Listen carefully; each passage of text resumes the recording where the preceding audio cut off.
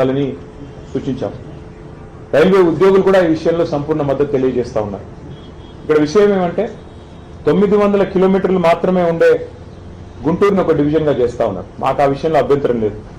అట్లాగే 2200 కిలోమీటర్లతో విజయవాడ గుంతకల్ డివిజన్ పనులు కూడా జరుగుతూ ఉన్నాయి. మరి ఇక్కడ కాజీపేటలో దాదాపు 2000 కిలోమీటర్ల ట్రాక్ ఉంది కాబట్టి దీన్ని కూడా డివిజన్గా ఏర్పాటు చేయాలని కోరాం.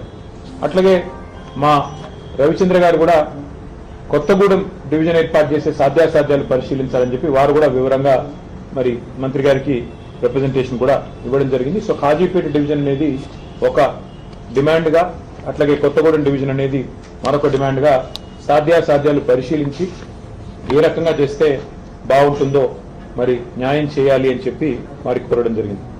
అట్లాగే మీరు హైదరాబాద్ నుంచి కరీంనగర్ దాకా ఉన్న కొత్తపల్లి మనోహరాబాద్ రైల్వే లైన్ ఏదైతే ఉందో పెద్దలు కేసీఆర్ గారు ఆనాడు కేంద్ర మంత్రిగా ఉన్నప్పుడు 2004-05 సంవత్సరంలో ఆ రోజు అప్పటి ప్రధానమంత్రి మన్మోహన్ సింగ్ గారిని ఒప్పించి ఆనాటి కరీంనగర్ పార్లమెంట్ సభ్యుడిగా కేసీఆర్ గారు కొత్తపల్లి, మనోహరాబాద్, సిద్దిపేట, సిరిసిల్ల, వేములవాడ మీదుగా చొప్పదండి నియోజకవర్గం మీదుగా కరీంనగర్ కు కలిపే ఈ బ్రాడ్ గేజ్ రైల్వే ప్రాజెక్టును ఆ రోజు మంజూరు చేయించారు. దాదాపు 21 సంవత్సరాల కిందట.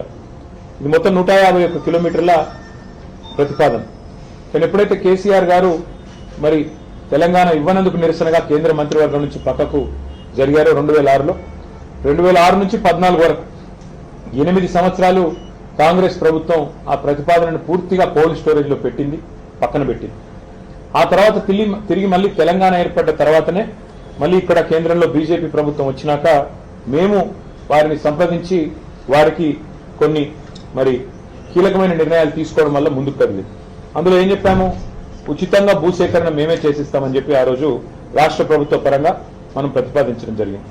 అట్లాగే 3వ వంతు ప్రాజెక్టు నిర్మాణ ఖర్చులో కూడా 3వ వంతు మేము భరిస్తాం, 1/3 కాస్ట్ మేము భరిస్తామని చెప్పాం. ప్రత్యేక ఒప్పందం చేసుకున్నాం. అప్పుడు పనులు 2014 తర్వాత మొదలైనాయి. మరి మొదలైన పనులు మధ్యలో కోవిడ్ వచ్చినా ఇంకా ఇతరత్ర సమస్యలు వచ్చినా మోడీ గవర్నమెంట్ సహకరించకపోయినా మనోహరాబాద్ నుంచి సిద్దిపేట వరకు సుమారు 76 కిలోమీటర్ల వరకు రైల్వే లైన్ పూర్తయింది. పూర్తయి అక్టోబర్ 3, 2023 అంటే మేము దిగిపోకంటే 2 నెలల ముందే ఆ 76 కిలోమీటర్లు పూర్తి చేశాం. కానీ మిగతా 75 కిలోమీటర్లు ఏదైతే ఉందో సిద్దిపేట, సిరిసిల్ల, వేములవాడ అక్కడి నుంచి మనకి చొప్పదండి మీదుగా కొత్తపల్లి పోయేది. ఇంతవరకు మళ్ళీ 2.5 సంవత్సరాల్లో కాంగ్రెస్ ప్రభుత్వం వచ్చింది. మళ్ళీ ఆ రైల్వే లైను మళ్ళీ ఆగమైపోయే పరిస్థితి ఉంది. అందుకే ఇవాళ కేంద్ర మంత్రి గారిని తెలంగాణ ప్రభుత్వం ఇంకా కొన్ని డబ్బులు ఇవ్వాలి. మనం గతంలో చేసుకున్న ఒప్పందం ప్రకారం 416 కోట్ల రూపాయలు మరి ఇవ్వాలి. అది ఇవ్వకపోవడం వల్లనే ఇవాళ కాంగ్రెస్ ప్రభుత్వ సహాయ నిరాకరణ వల్లనే ఆగింది అని చెప్పి మంత్రి గారు కూడా మాకు చెప్పడం జరిగింది. భూసేకరణ మరొక 96 హెక్టార్లు చేయాల్సి ఉంది అని చెప్పి మరి ఇక్కడ రాజ్యసభలో కేంద్ర ప్రభుత్వం మా సభ్యులు ప్రశ్న అడిగితే సమాధానం కూడా ఇచ్చారు. ఇక్కడ వాస్తవం ఏమంటే 20 ఏళ్ల కింద ప్రతిపాదించిన ప్రాజెక్ట్ ఇక సమయం గడిచిన కొద్దీ కాస్ట్ పెరుగుతా ఉంది. అందుకే మంత్రి గారికి గుర్తు చేశాం, మొదలు మంజూరైనప్పుడు 1160 కోట్లు ఈ రైల్వే లైన్ యొక్క అంచనా వ్యయం. ఈ రోజు అది 2780 కోట్లకు పెరిగింది, అంటే డబల్ కంటే ఎక్కువైంది. ఈ ప్రాజెక్ట్ వల్ల లాభం ఏంటి ఈ రైల్వే లైన్ వల్ల అంటే మధ్యలో టెక్స్టైల్ హబ్ గా ఉన్న సిరిసిల్ల, మరి ఒక తిరుపూర్ స్థాయిలో తమిళనాడులో ఎదిగేదానికి ఆస్కారం ఉన్న ప్రాంతం సిరిసిల్ల. వాళ్ళ సిరిసిల్ల నుంచి వస్త్ర ఉత్పత్తులు, అపారెల్ పార్క్ కానీ టెక్స్టైల్ పార్క్ కానీ అక్కడి నుంచి ప్రపంచ విపణిలోకి పోతా ఉన్నాయి, ప్రపంచ మార్కెట్లోకి పోతా ఉన్నాయి. ఇవాళ న్యూయార్క్ దాకా, అమెరికా దాకా కూడా సిరిసిల్లలోని కొన్ని కంపెనీలు తమ టెక్స్టైల్ ఉత్పత్తులను వారు ఎక్స్పోర్ట్ చేస్తా ఉన్నారు. అట్లాగే పక్కన దక్షిణ కాశీగా పేరుపడ్డ వేములవాడ కూడా అదే సర్క్యూట్ లో ఉంది. కాబట్టి రాజరాజేశ్వర స్వామి దేవాలయం అక్కడే ఉంది. లక్షలాది మంది మరి ఆ దేవాలయాన్ని కూడా సందర్శిస్తూ ఉంటారు. అందుకే ఇంతటి ప్రాధాన్యత కలిగిన ఈ లైన్ ని మరి వెంటనే ప్రయారిటీ కింద టేకప్ చేయాలని చెప్పి అశ్విని వైష్ణవ్ గారిని, కొంత రాష్ట్ర ప్రభుత్వాన్ని ఒక ముళ్ళుగర్రతో పెట్టి పొడిచినట్టయితే ఏమైనా కదులుతారేమో, నేను చెప్తే ఎట్లాగూ వారు వినరు, మీరన్నా గట్టిగా మీ డిపార్ట్మెంట్ కాబట్టి చెప్పండి అని చెప్పి వారిని కోరారు. దాంతోపాటు సిరిసిల్ల వేములవాడ రైల్వే స్టేషన్ కూడా అత్యాధునికమైన సౌకర్యాలతో అమృత్ భారత్ స్టేషన్ పథకంలో చేర్చాలని చెప్పి కూడా వారిని కోరారు. దాని తర్వాత ఆ స్టేషన్ నుంచి తంగళ్లపల్లి రైల్వే స్టేషన్ నుంచి నేరుగా మిడ్ మానేర్ రిజర్వాయర్ మీదుగా ఎలాంటి ల్యాండ్ అక్విజిషన్ అవసరం లేకుండా ధవళేశ్వరం వద్ద ఎట్లా అయితే ఒక రైల్ కమ్ రోడ్ బ్రిడ్జ్ ఉందో అదే పద్ధతుల్లో ఒక రైల్ కమ్ రోడ్ బ్రిడ్జ్ ని కూడా మంజూరు చేయండి అని చెప్పి గౌరవ మంత్రి గారిని మరి కోరడం కూడా జరిగింది. అట్లాగే ఇవాళ మీరు గమనించినట్టయితే హైదరాబాద్ నుంచి వాళ్ళ వరంగల్ మీదుగా మన కాజీపేట జంక్షన్ మీదుగా మనకు ఢిల్లీ రైళ్లు అన్నీ వస్తూ ఉంటాయి. అట్లా కాకుండా అటు లోడ్ ఎక్కువ పెరిగింది కాబట్టి రేపు కరీంనగర్ నుంచి ఇటు మంచిర్యాల వైపు నుంచి తీసుకొని పోవాలి రైళ్లు అంటే ప్రత్యామ్నాయంగా ఎలక్ట్రిఫికేషన్ జరగాలి. లేన్ ఎలక్ట్రిఫికేషన్, రూట్ ఎలక్ట్రిఫికేషన్ జరగాలి. ఇవాళ ఈ రైల్వే లైన్ ఏదైతే ఉందో కొత్తపల్లి మనోహరాబాద్, దీన్ని సంపూర్ణంగా ఎలక్ట్రిఫికేషన్ కూడా టేకప్ చేయాలని చెప్పి మంత్రి గారిని విజ్ఞప్తి చేశాము. ప్రధానమంత్రి గారు ఏదైతే చెప్తున్నారో PM గతి శక్తి అని, ఆ లక్ష్యాలు అందుకోవాలంటే ఎలక్ట్రిఫికేషన్ కూడా చేయాలి, తద్వారా లోడ్ కూడా తగ్గాలి అని చెప్పి కూడా వారికి విజ్ఞప్తి చేయడం జరిగింది. అట్లాగే మంత్రి గారికి ప్రత్యేకంగా ఇంకో విషయం కూడా చెప్పారు. వారు IT మంత్రి కూడా, రైల్వే మంత్రి మాత్రమే కాదు IT శాఖ మంత్రిగా కూడా ఉన్నారు. కాబట్టి వారికి చేసిన విజ్ఞప్తి ఏమంటే, గతంలో కేసీఆర్ గారి నాయకత్వంలో మేము అన్ని పాత జిల్లా కేంద్రాలలో ఆదిలాబాద్ కావచ్చు, కరీంనగర్ కావచ్చు, నల్లగొండ కావచ్చు, మహబూబ్ నగర్ కావచ్చు, ఖమ్మం, కరీంనగర్, నిజామాబాద్ అన్ని చోట్ల IT టవర్లు కట్టాం. మొత్తం ప్రతి చోట 50,000 స్క్వేర్ ఫీట్ల పైన IT టవర్లు కట్టాం.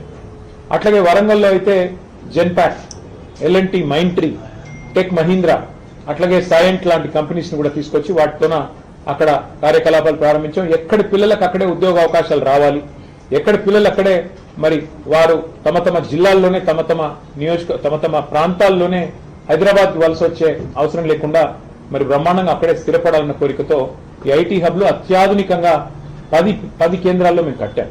ఇవాళ అవన్నీ కూడా కాంగ్రెస్ ప్రభుత్వం వచ్చిన తర్వాత దివాలా తీసి బూత్ బంగ్లాలుగా మారిపోయే పరిస్థితి వచ్చింది. అందుకే ఇవాళ కేంద్ర మంత్రి గారిని ఏం కోరామంటే, ముఖ్యంగా వరంగల్ అనేది హైదరాబాద్ తర్వాత 2వ అతిపెద్ద పట్టణం తెలంగాణలో. 10 లక్షల జనాభా ఉన్న పట్టణం, బ్రహ్మాండంగా పెద్ద ఎత్తున కాలేజీలు, పెద్ద ఎత్తున విద్యార్థులు ఉన్న ప్రాంతం వరంగల్. అక్కడ మంత్రి గారిని మేము కోరింది, మీరు మా గతంలో చేసిన పనులన్నీ వారికి వివరించి చెప్పాం, కానీ ఈ 2 ఏళ్లలో IT గ్రోత్ మందగించింది. ఇది మేము చెప్తున్న మాట కాదు, మేము చేస్తున్న ఆరోపణ కాదు. 9,46,000 ఉద్యోగాలు మేము మా ప్రభుత్వం వైదొలిగిన నాడు హైదరాబాద్, తెలంగాణలో 9,46,000 IT ఉద్యోగాలు ఉన్నాయి. మరి ఈరోజు మన రాష్ట్ర ప్రభుత్వం వాళ్ళు చెప్తున్న మాటలే, గవర్నర్ గారి ప్రసంగంలో చెప్పారు 7,000 ఉద్యోగాలు తగ్గాయి, ఇప్పుడు కేవలం 9,39,000 ఉద్యోగాలు ఉన్నాయని. మొన్న బడ్జెట్ ప్రసంగంలో బట్టి విక్రమార్క చెప్పారు, ఆర్థిక మంత్రి గారు, డిప్యూటీ సీఎం గారు, కేవలం 9,39,000 అంటే మేము దిగిపోయిన నాడున్న ఉద్యోగాల కంటే 7,000 ఉద్యోగాలు ఇవాళ రాష్ట్రంలో IT రంగంలో తగ్గినాయని చెప్పి రాష్ట్ర ప్రభుత్వమే స్వయంగా ఒప్పుకుంటా ఉంది. దీనికి కారణాలు ఏమైనప్పటికీ ఇవాళ మంత్రి గారిని మేము అడిగింది ఏమంటే, ఇన్ఫ్రాస్ట్రక్చర్ ఉంది, వరంగల్లో బ్రహ్మాండమైన IT హబ్ కట్టినాం, అక్కడ ఒక India AI centre, India artificial intelligence centre, India data lab వరంగల్లో కేంద్ర ప్రభుత్వం అక్కడ ఉన్న ఇన్ఫ్రాస్ట్రక్చర్ ను వినియోగించుకుని ఏర్పాటు చేయండి. హైదరాబాద్ తర్వాత అంత ప్రాముఖ్యత ఉన్న నగరం వరంగల్, కాబట్టి తెలంగాణలోనే మరి 2వ అతిపెద్ద నగరం వరంగల్, అక్కడ ఏర్పాటు చేయండి ఇండియా AI ల్యాబ్, ఒక ఇండియా AI సెంటర్ లేదా ఇండియా AI డేటా ల్యాబ్ ఏర్పాటు చేయండి అని చెప్పి కొత్త పాలసీలో భాగంగా వారిని కోరడం జరిగింది. అట్లాగే కరీంనగర్, ఖమ్మం, అక్కడ సైబర్ సెక్యూరిటీకి సంబంధించిన ఒక ఆర్టిఫిషియల్ ఇంటెలిజెన్స్ కేంద్రాన్ని ఏర్పాటు చేయండి, సెంటర్ ఆఫ్ ఎక్సలెన్స్ ఏర్పాటు చేయండి అని వారిని కోరారు. అట్లాగే సెమీ కండక్టర్ డిజైన్ మరియు డీప్ టెక్ రంగాల మీద మరి దృష్టి సారించే విధంగా STPI centre, software technology parks of India సెంటర్లను, centre of excellence, centre for entrepreneurship కూడా ఏర్పాటు చేయండి. మీకు ఇష్టమైన చోట, అది మహబూబ్నగర్ కావచ్చు, నల్లగొండ కావచ్చు, మీకు ఇష్టమైన చోట ఈ 10 ప్రాంతాలు ఉన్నాయి, ఎక్కడ మీకు అనుకూలంగా ఉంటే అక్కడ మీరు దయచేసి ఇది కూడా ఏర్పాటు చేయండి. So centre of excellence of STPI on entrepreneurship ఏర్పాటు చేయమని కోరాం. దాంతోపాటు మరి అందుబాటులో ఉన్న ఈ IT టవర్లలో అన్ని మౌలిక సదుపాయాలు ఉన్నాయి. రాష్ట్రమంతా T-Fiber కార్యక్రమాన్ని కూడా మా ప్రభుత్వమే చేసింది. కనెక్టివిటీ రాష్ట్రం అంతటా కూడా ఉంది. కాబట్టి పాలసీ ఫ్రేమ్వర్క్ కూడా సిద్ధంగా ఉంది, ఇన్ఫ్రాస్ట్రక్చర్ సిద్ధంగా ఉంది. ఈ అన్ని నగరాలు, అన్ని పట్టణాలు ఇప్పటికి మా ప్రభుత్వం వచ్చింటే ఉపాధి కేంద్రాలుగా మారే అవకాశం ఉంది. యంగ్స్టర్స్ కి హైదరాబాద్ కి, బెంగళూరుకి పోయే అవసరం లేకుండా ఇంకా ఎక్కువ IT విస్తరణ జరిగేదానికి మా ప్రణాళికలు ఉండినాయి. కానీ ఈ ప్రభుత్వం, కాంగ్రెస్ ప్రభుత్వం పట్టించుకోవట్లేదు. మీరన్నా జోక్యం చేసుకొని వారికి తెలియజెప్పండి. ఈ Tier 2 సిటీస్ అంటే ద్వితీయ శ్రేణి పట్టణాలు, వాటిని మరి పెంచాలి, విస్తరించాలి. ప్రపంచవ్యాప్తంగా ఉన్న ట్రెండ్కు అనుకూలంగా మనం కూడా AIని వినియోగించుకోవాలి, ఆర్టిఫిషియల్ ఇంటెలిజెన్స్ ని. అందులో భాగంగానే AI డేటా ల్యాబ్స్ కానీ, AI సెంటర్స్ కానీ, ఏర్పాటు చేయండి అని చెప్పి మరి కేంద్ర మంత్రి గారికి కొన్ని విలువైన సూచనలు కూడా చేయడం జరిగింది. దాదాపు అన్ని విషయాలు కూడా వారు విన్నారు. మరి విని తప్పకుండా పరిశీలిస్తానని చెప్పి మాటిచ్చారు. మాటిచ్చిన తర్వాత మరి రైల్వే అదేవిధంగా ఐటీ 2 రంగాలకు సంబంధించి కూడా చాలా సావధానంగా అన్ని కూడా వారికి వివరించి చెప్పాము. న్యాయం జరుగుతుంది అని చెప్పి ఆశిస్తాము. Thank you. ఢిల్లీకి వస్తుంది సీఎం రేవంత్ రెడ్డి ఉంటున్నటువంటి సమయంలో కేటీఆర్ వస్తున్నారు. ఇద్దరు ఏదో కోఆర్డినేషన్ చేసుకోవడానికి మీటింగ్ పెట్టుకోవడానికి వస్తున్నారని చెప్పి మధ్యాహ్నం ధర్మపురి అరవింద్ కామెంట్ అంటే ఆయన జూబ్లీ హిల్స్ లో ఉంటాడు, నేను కొద్ది దూరంలో ఉంటాను. మాకు ఢిల్లీ దాకా రావాల్సిన అవసరం సీక్రెట్ మీటింగ్స్ అంటే రేవంత్ రెడ్డి గారు కేసులు పెట్టేది మా మీద, రోజు తెల్లారులేస్తే దాడి చేసేది మా మీద. రేవంత్ రెడ్డి గారికి రహస్య మిత్రులు బీజేపీ వాళ్ళని రాష్ట్రం అందరికీ తెలుసు.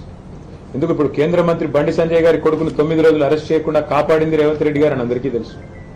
కేంద్ర మంత్రి మరి కేంద్ర పథకంలో అమృత్ పథకంలో రేవంత్ రెడ్డి గారి బావమరిది కాంట్రాక్ట్లు ఇచ్చింది ఎవరో అందరికీ తెలుసు. కేంద్ర మంత్రులు ఇక్కడ ఉన్న వాళ్ళందరికీ తెలుసు.